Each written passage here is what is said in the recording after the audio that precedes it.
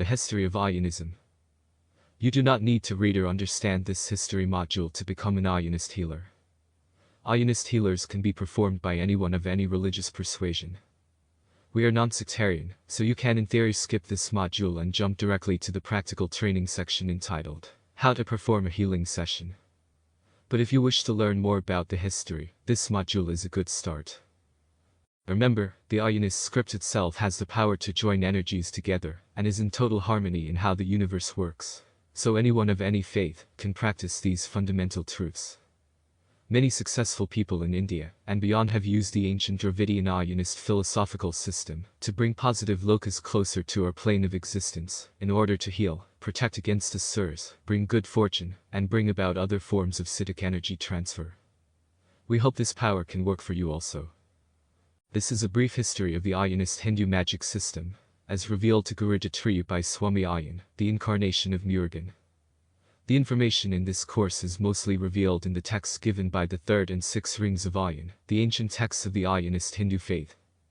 It was said that Swami Aaiyyan revealed to Guru Dattatreya the truth of the ancient humans who existed several thousand years before the Ser dynasty, before Srialagamuthu et al., around 15,000 BC.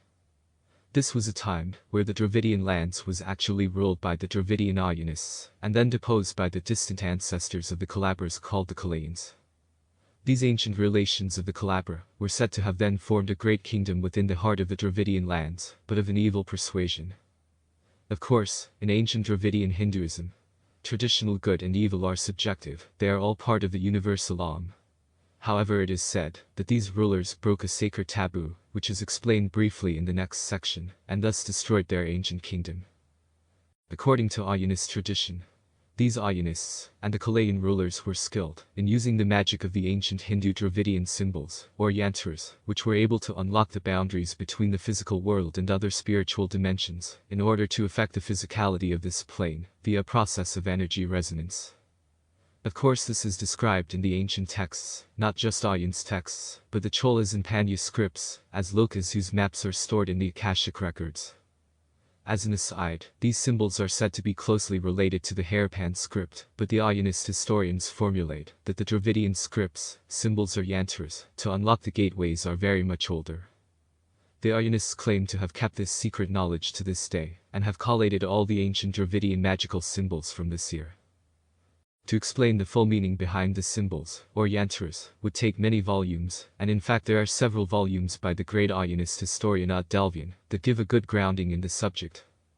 But to summarize, the symbols represent an ancient Aayanist script that the Aayanist rulers used as talikas, keys, to unlock the pathways to the different dimensions, or lokas. Once these dimensions are opened, the power can flow between lokas and this world, resulting in a transference of resonant energy that can affect the physical and spiritual dimensions both in this world and others. There is a law of transference that dictates that energy from one realm, a loka, is removed and transferred equally to this world and can be used, via the symbols, to change the physical. Researching and creating new symbolic magical images takes very many years of Hindu Aayanist study, but there are still many research groups that are currently operating now to open new gateways to the lokas. They are mainly based inside the umbrella of the Aayyan World Foundation, but this is not always the case. For example, the healing symbol of Kerkulian, concerned with healing the lower body, derive their origin thusly. The scripts, or symbols, that are used to compose Kerkulian are in fact the key to unlock the door to the Kirkal-Patala plane that deals with aspects of one of the lower dimensions. The way the symbols are arranged, or read, is a key for a particular lock that once unlocked pulls a small amount of energy, in this case the lower earth, that is directed into the lower body to heal. The symbols, or ancient Aayanist script, is positioned in such a way as to only unlock small amounts of this energy, so that it builds up inside the body to heal gradually. In fact, most of the symbolic images in this course release the energy slowly, in order to build up resonantly. The reason being, is that the human body and this physical plane cannot deal with huge surges in energy. The energy will either be dissipated quickly, or harm. Thousands of years of study have come to the conclusion on how the script is positioned, and even how it is written down in order to minimize power surges, and allow the energy to build up slowly and effectively.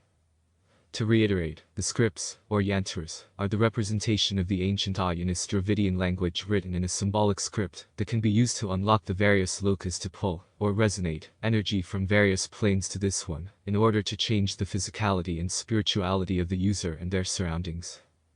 In a nutshell, it can be simply explained that energy from other planes can be used to affect the energy and material in the one we live in. The cardinal taboo. The Kalayyans committed the cardinal taboo of creating a symbolic representation, not to affect this plane, but to change all the others. The method of symbolic representation is enhanced by two methods: the guru, or gurus, that are writing it down, and the method of inscription. The Kalayyans performed this act by using their guru kings to perform the symbolic inscriptions. It is said by the Aaiyyanist historian Aaiyyan that they also used the Dravidian lands as their canvas, and the souls of thousands of humans as the brushwork, in order to join all planes together to make their emperor, Kalkadain, one with Om. The emperor and the kings arranged the blood soul sacrifices across the Dravidian lands in the reverse symbolic representation of the Aayyan symbols, the most powerful of all Aayyanist symbolic images. However, due to the law of energy equality, there simply was not enough Atmans, souls, that the emperor could sacrifice to perform the joining. The land then became corrupted for tens of thousands of years, and the Aayyanist movement declined until the re-emergence of Swami Aayyan around 1500 BC. According to Aayyanist tradition, humans have existed for many tens of thousands of years or even more. According to Aayyanist thought, there is a reason that the ancient history of humans has been forgotten. One of the reasons cited is the Kalayyan incident. Also, one of the reasons is that some modern-day Hindu Aayyanists believe that the reincarnations or descendant of the Kalayyans and Kalabrans are in fact trying to recreate the anti-Aayyanist symbolic representation across the whole planet, to exponentially increase the power of the Atmans available to bind the hidden emperor with Om.